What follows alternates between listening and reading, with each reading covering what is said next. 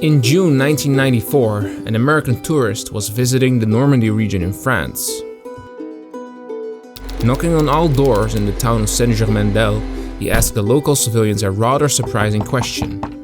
Have you seen or heard anything about my uncle, Sergeant John Simonetti? Uncle John was presumably killed here in the summer of 1944, but his body was never accounted for. With the answer being no in each conversation, the American tourist handed out his business card in case anyone would ever come across Sergeant Simonetti. He and his brother had promised his family to never stop looking. The man's trip to Normandy was unfruitful, and so he returned home.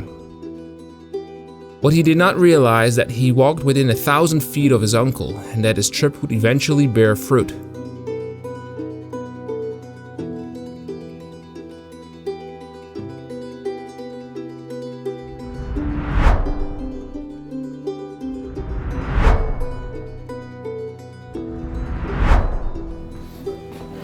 C'est pas loin.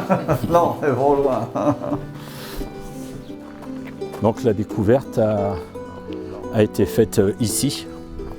C'était au mois de mai 2009 et c'était suite à un problème d'eau, de fuite d'eau.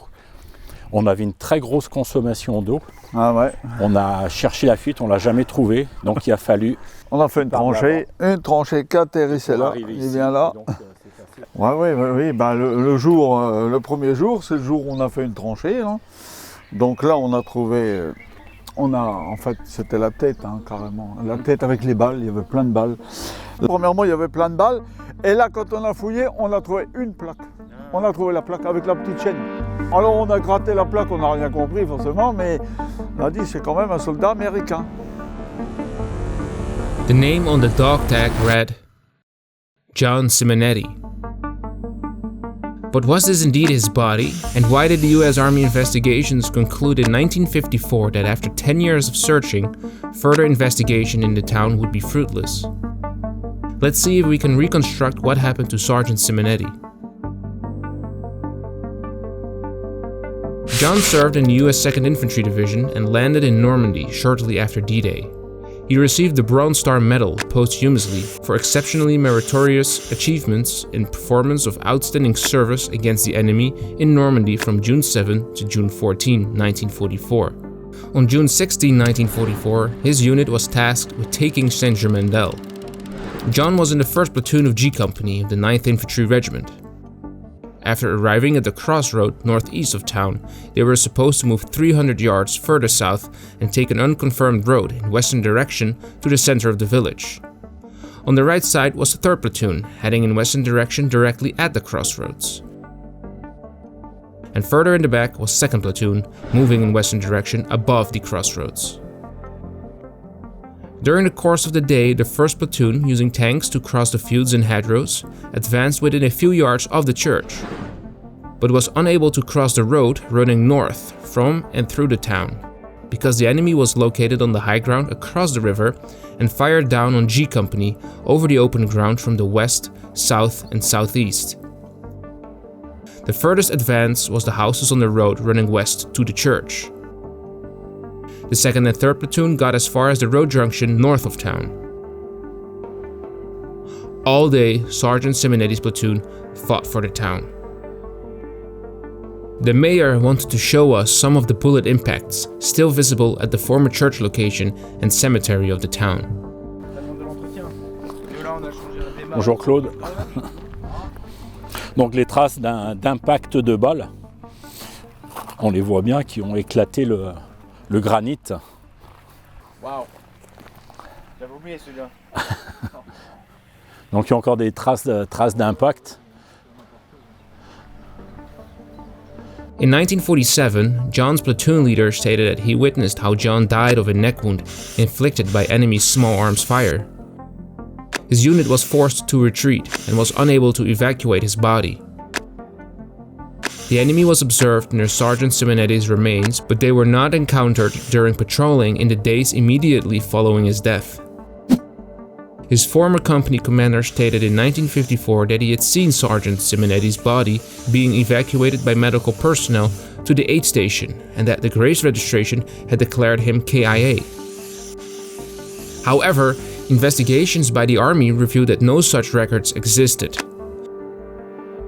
In addition, 117 bodies of soldiers had been found in the general vicinity, but none of them came directly from St-Germain-d'Elle. The investigation determined that, based solely on the possibility that his remains are among the unknowns, further action would not be justified. In short, they would only examine further if they had a body coming directly from St-Germain-d'Elle. This was now possible with the body found in town.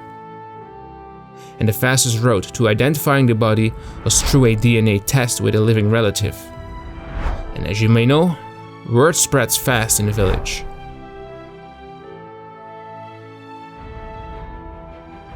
Ah voilà. Donc la carte de visite. Donc ce qu'il nous avait laissé en fait pour le 50e anniversaire. Et derrière c'était noté John Simonetti, Staff Sergeant, 2nd Division. Et après une fois qu'il a été emmené, on avait une carte de visite de Fred Salerno qui était son neveu et qui était venu pour le 50e anniversaire du débarquement et qui avait laissé sa carte à quelqu'un de la commune et qu'il a toujours gardé. Et on a pu contacter Fred Salerno à New York et il croyait que c'était une blague, quoi. Il croyait que c'était pas possible. Donc il croyait que c'était vraiment une très mauvaise blague et en fait non. C'était bien son oncle qui avait été retrouvé. After 65 years, the US Army was finally able to positively identify John Simonetti's body. The young sergeant would finally be able to go home. A monument was erected at the site where he was found. La création, en fait, on l'a installé ici parce qu'en fait, John a été retrouvé ici.